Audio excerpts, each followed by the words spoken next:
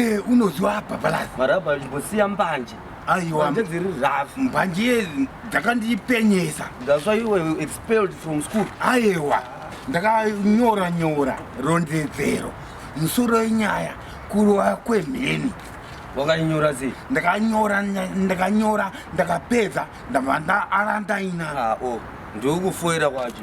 Unonzi underline. Cheno ndaisa mutsetse. Nanzi naticha Maraba weverenge wazvanyora. Apo vamwe vakubarangidza barangidza. Yes, ndosaka pona ndi mbanje dziri rafu nene confidence Waenda kumberi. pamberi pe blackboard. Munhu wese anenge akuteerera iwe. Yes. Chishanu 24 kukadzi 1935 gore ranga ndiri form 4. Musoro wenyaya kurwa kwemheni.